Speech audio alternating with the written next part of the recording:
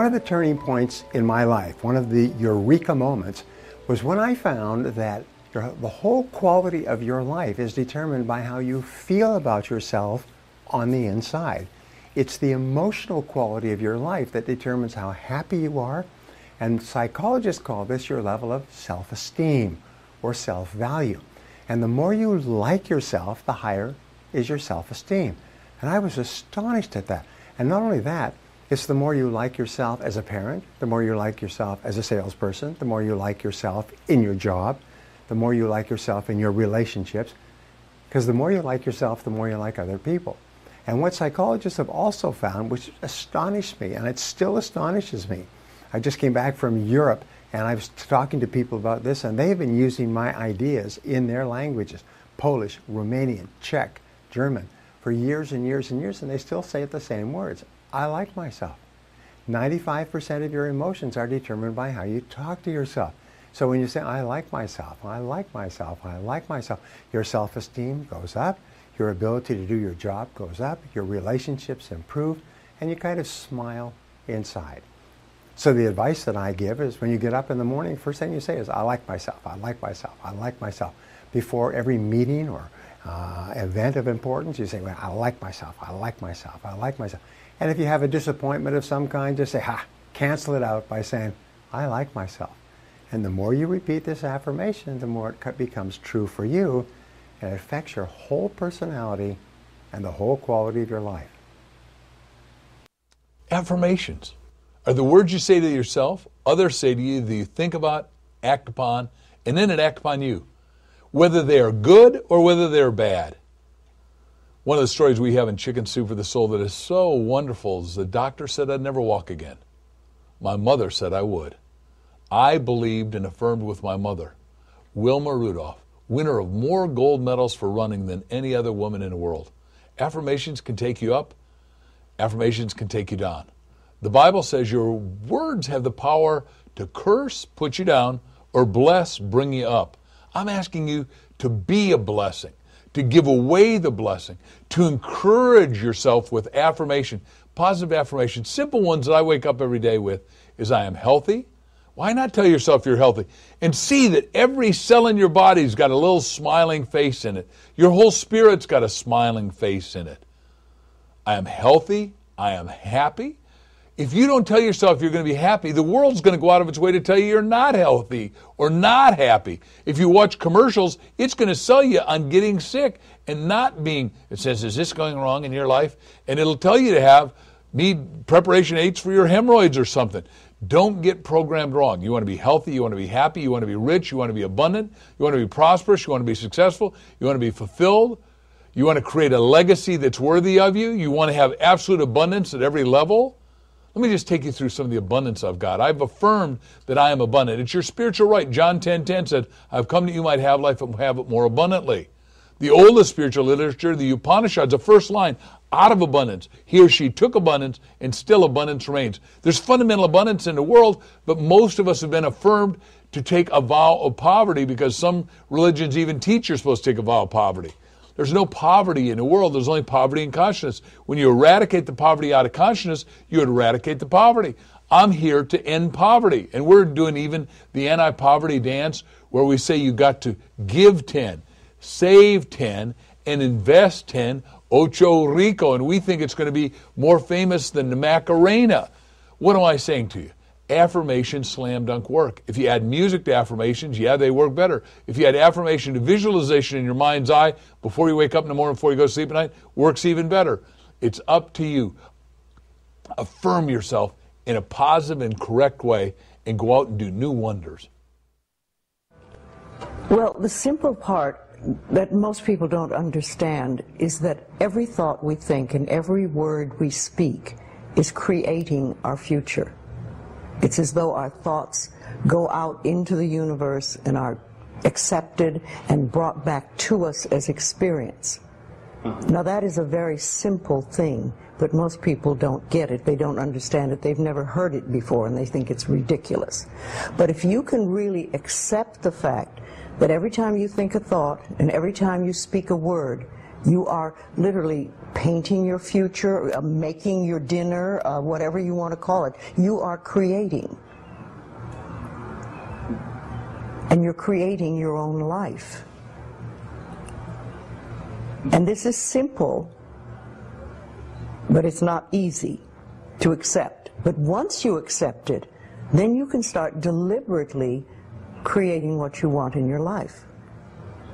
And you begin to be aware of what you don't want in your life and how you are contributing to it. Now, I think this has been around forever, but for some reason in the last 20 years, the universe has wanted this to go out among all the people, or all the people that are ready for it. See, most of us just think, and we don't pay any attention to what we're thinking. We're just doing it. But that's something you need to train yourself to do, to begin to train yourself to be aware of what you're thinking. And one of the ways to do that is to periodically say to yourself, what am I thinking? Would I like this thought to create my life? Would I like to have the experience that this thought could bring to me? Now, it takes a while to do that, but even if we could begin on the smallest level to be aware of our thinking, we can start to make changes. If someone as inept as I am can make it, really everyone can. I know after I gave a talk, this woman came up to me and asked a good question. She said, bottom line, Mark. She was an older woman, kind of intense. Bottom line, Mark, can anybody succeed? And I thought for a second, I said, yeah. And she said, well, then why don't more people succeed? Good question. And I thought for a second, I said, well, how many people dare to really even dream in the first place of success? And of those that do, how many really define their success and then make a plan on paper to get there? I did 4 simple things when I was 30, just 4 little steps. On that day, I wrote down my ideal scene on one sheet of paper, and this is exactly what I teach today still. Then I took another sheet of paper and just wrote goals, and I listed all my goals. Then I looked at them, doubts and fears overwhelming me, and then I took another sheet of paper and I wrote my goals as affirmations. To this day, I carry around in my pocket my goals as affirmations. I update them about every 6 months. And then the 4th thing I did for every major goal, over the next few weeks, plans started to emerge. As I was affirming these goals, plans would emerge. And so I would take 1 sheet of paper for each goal. I'd make a 1-page plan. I knew that was all that was necessary. I knew the important thing was getting my subconscious mind to get behind this idea. People keep asking, when I get into all these affirmations, how much should I affirm? How often do I affirm? Well, I'm totally lazy. Days go by, I don't affirm anything. But then if something comes up, if there's a stressful thing that happens, then I'll immediately affirm in an easy and relaxed manner, in a healthy and positive way. I'm now creating whatever it is in this particular situation. You just need to affirm enough so that your subconscious mind gets a hold of it and runs with it. That's the important thing. There's no magic number. If you get the right affirmation, it'll feel really good, and you just say it enough. And I'm convinced the process is your subconscious says yes to every thought. And so you can feel when that subconscious finally gets behind that affirmation. And I think that's the whole process. I think it's as simple as that. The universe says yes to every thought, whatever you choose to call it. You could call it subconscious mind, universe, whatever. It says yes to every thought. So I tell people, I firmly believe, and it's not something I took a leap of faith to believe in. I just have seen it work in my life. Therefore, I believe it. I believe that prayer works, affirmations work, positive thinking works, creative visualization works. All of this stuff works. The question is, what's an exercise you do every day to help people break the paradigm? let's understand, first of all, that paradigm is a multitude of habits. And you don't just break paradigms, you break habits. And you don't break habits, you replace habits. If I'm trying to break a bad habit, what I perceive to be a bad habit, and I don't consciously and deliberately replace it with a good habit, I'm going to form another bad habit. Nature abhors a vacuum. And so it takes a fair amount of energy and it takes understanding to replace a bad habit with a good habit. So I think what you do is you sit and say, how do I recognize this bad habit? Well, you generally recognize it in your own behavior. And so you say, well, this behavior is giving me a result I don't want. Now, people psychoanalysts try and find the cause of that behavior. You may never find it. We know it's an idea in the subconscious mind. So we sit and write the behavior out. Write it out in crystal clear detail. And then we say, what would be the polar opposite to that? Take another sheet of paper and write out what behavior would be the polar opposite to the one you want to get rid of, and write it out. Take the negative one and burn it, literally burn it. Now that's merely symbolic. It's like lighting a candle in a cathedral. I mean, it's symbolic. So then you take the positive one and you keep writing it every day. Write it every day. Read it frequently. Write it 4 or 5 times a day. Read it frequently.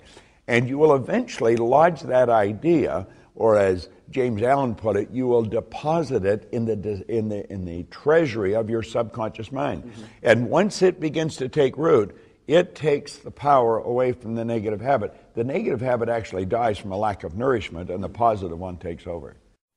Let me share something with you. Every morning you get up and you look in the mirror, and you're going to get a choice of how optimistic you want to be that day, because the rest of the world is out there trying to tear you down. You waiting for somebody to tell you things are good? Not going to happen. Now you're looking at a man who spent 17 years studying clinical psychology, adjunct to the things that I did in running a business. And here's what I learned. Nobody out there for me. I found no one out there. So every day when I get up, every morning, no matter where I am, I say openly and loudly, this is going to be a great day. And I say it just like this. This is going to be a great day. Now, you going to wait for somebody else to tell you that? You say to somebody else, how are things today? And they're going to give you a litany of all the things that went wrong. So optimism is purely a choice, and the mind does not know the difference between the real or the imagined. You imagine yourself happy, healthy, and the greatest job in the world. Another thing, we don't like what we look like in the mirror. So you get into that mirror in the morning, you don't like, guys are no different than gals. You ladies, you go in there, you don't like the looks of your hair, your eyes, your teeth, so you get the eyeshadow and the thing and the lipstick and all that, And the guy is there sucking in his gut.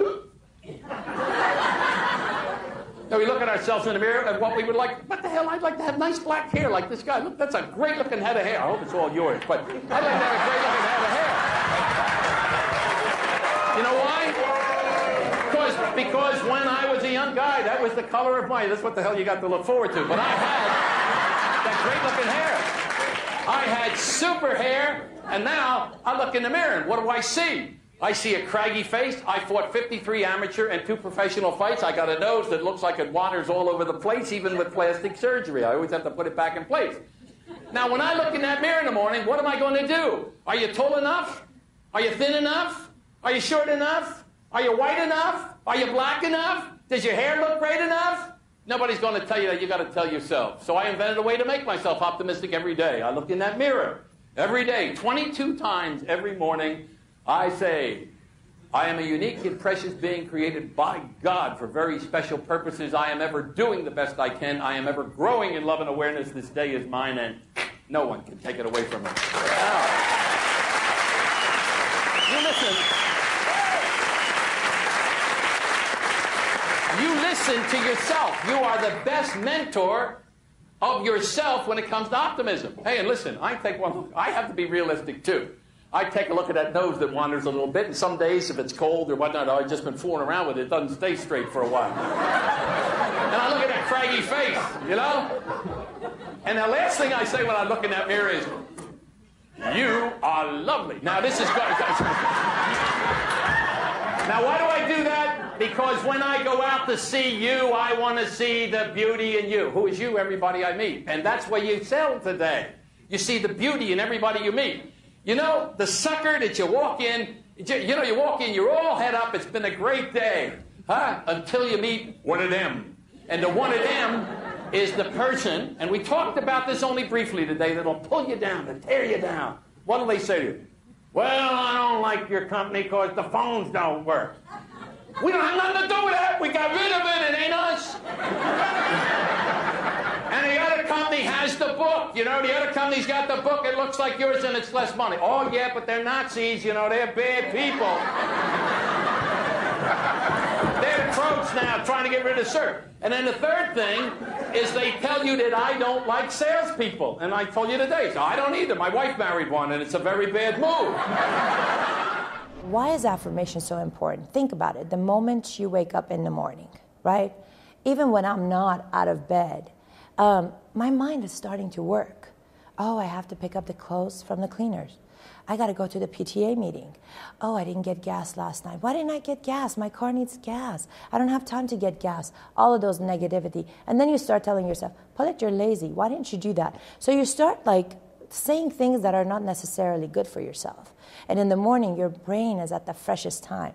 Instead, you can say, I'm going to declare this is the greatest day. This is going to be, great things are going to happen today. And you start your day with a positive energy.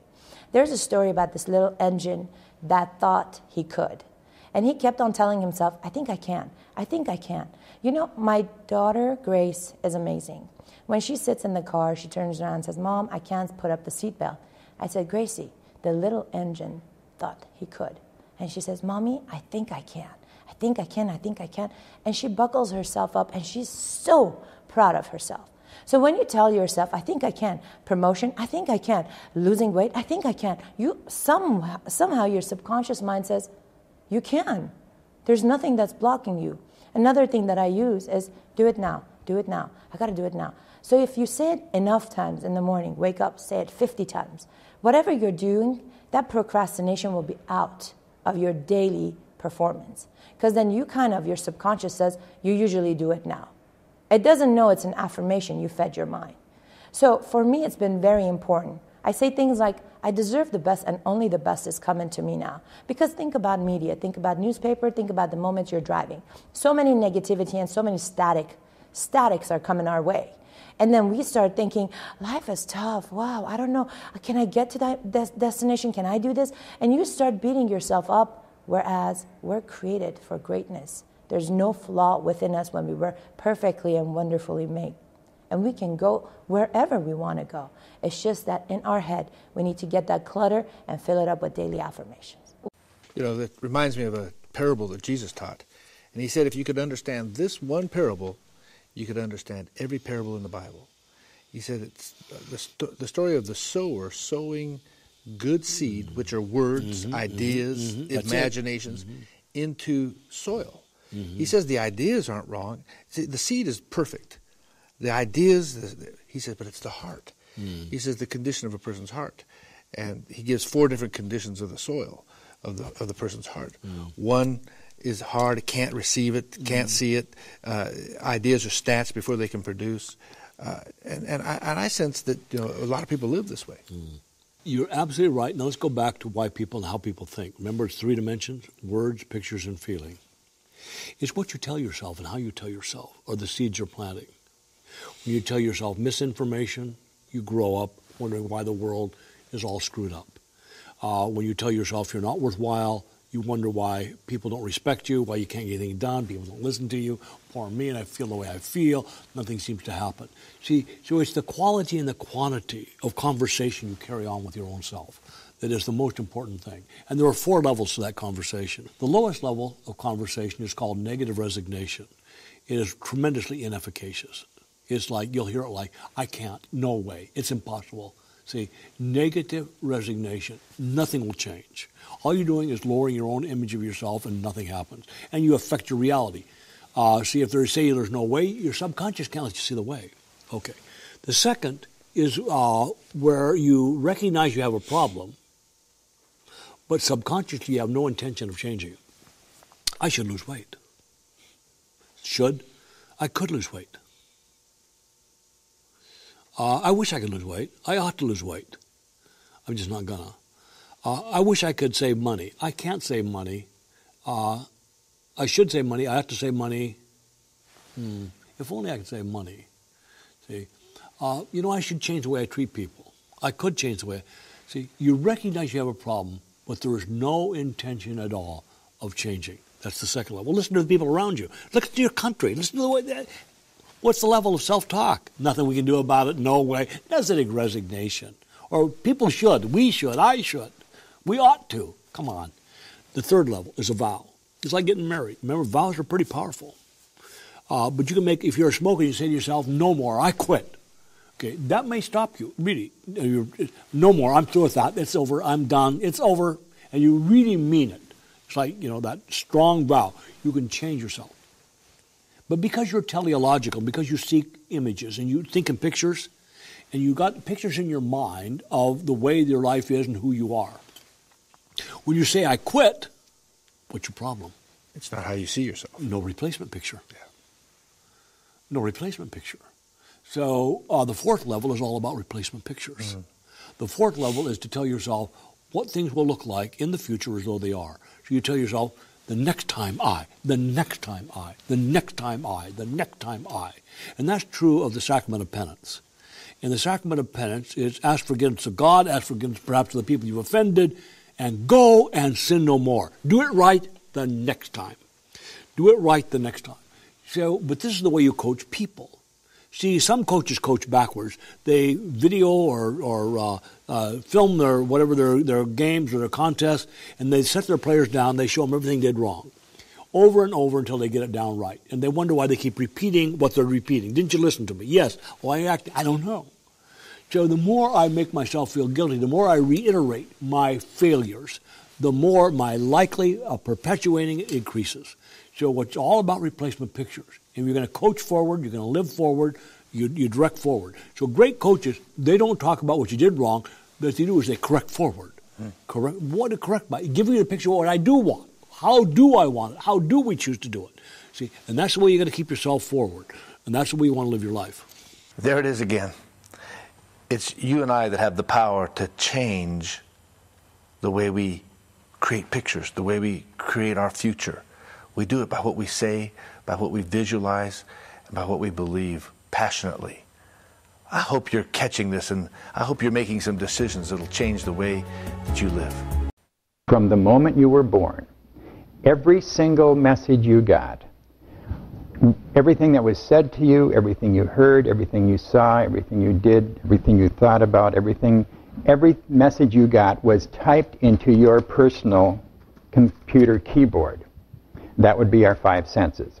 And then those messages typed into your computer keyboard were recorded on your CD-ROM in your brain. So very much like a computer, every message that you got while you were growing up gets recorded and stored permanently in the brain.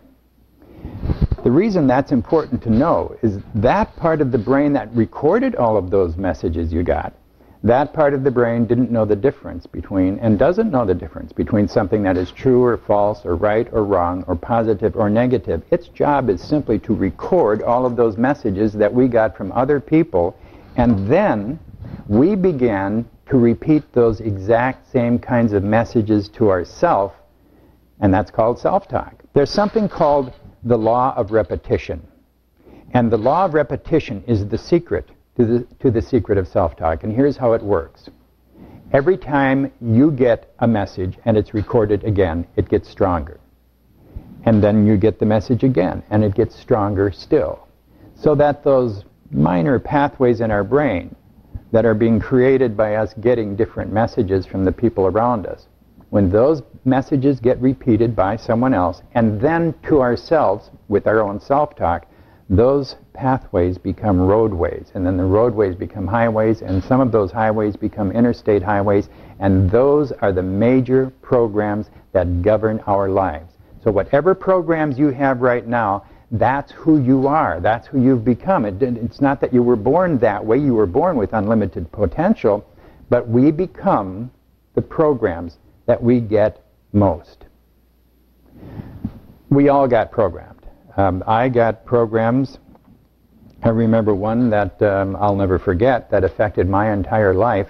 It was my programs about weight. I used to weigh a great deal. And I tried every possible diet, and I said all of the wrong things to myself.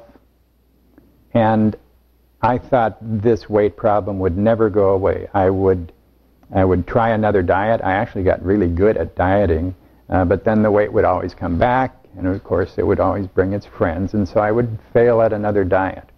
Well, at that time I was studying this thing called self-talk and how Eastern European athletes who were competing in the Olympics had full-time self-talk trainers who were literally giving them new messages about themselves and how they can win and what a winning, capable person they were. And I thought, if Olympic athletes can have full-time self-talk trainers to literally help them win gold medals, then what about the Olympics of weight loss, which was my problem? So I spent months writing brand new self-talk and then had it recorded professionally in a recording studio. And I will never forget the day that I first got those new programs home, those self-talk cassettes. They were on cassettes in those days. And the first day I listened to them, I decided to listen, play self-talk in the background. The sessions are only about 10 to 12 minutes in length. But I decided to play them while I was shaving each morning. And so that's what I did. Every morning I would shave and play the self-talk. Shave, play the self-talk. The next morning, shave and play the self-talk. And what happened was, during the next 10 and a half weeks, I lost 38 pounds shaving and playing self-talk in the background. And this time, I wasn't on a diet. What was especially interesting to me was that during the same 10 and a half weeks that I had been shaving every morning and losing the 38 pounds, during the same 10 and a half weeks, my wife, who was putting on her makeup at the other end of the same mirror each morning, lost 25 pounds eavesdropping on my self-talk. That was a number of years ago. As a matter of fact, that was over 20 years ago. I've never been on a diet since. I never will be. And it was self-talk. I changed the problem. I changed the programs that had caused the problem in the first place. Another thing they teach us at the Olympic Training Center is the importance of what you say to yourself. What you say to yourself with passion determines what you focus on. What you focus on determines what actions you'll take. And the actions you take over and over and over again will determine your habits. And your habits determine your results. Most people, when they're not getting the results they want, they try to do something different, but invariably they go back to the old habit and they're just stuck in a rut. Rather, whenever you're not getting the results you like, go back to your self-talk, to what you say to yourself. That way you reprogram your subconscious mind to turn you into the person that can hit those marks. So it goes all back to the reprogramming. So what you say to yourself is very important.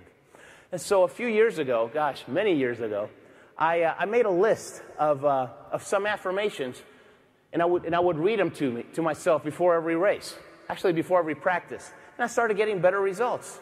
And so it worked for me, so I tried it before the races. And I got better results at the races. So finally I put them on a card, and I read this to myself every day. I have it taped to the mirror where I brush my teeth. And affirmations, it's called a champion's creed. And affirmations, they only work if you read them with passion.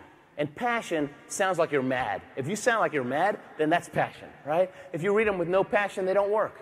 So this is the champion's creed. I am a champion. I believe in myself. I have the will to win. I surround myself with winners. I'm cool, positive, confident. I love the struggle and the competition. I focus all my energy on the job at hand. I am a champion and I will win. You read that every day before you start making your calls, and when somebody says no, it bounces off of you. It doesn't even hurt.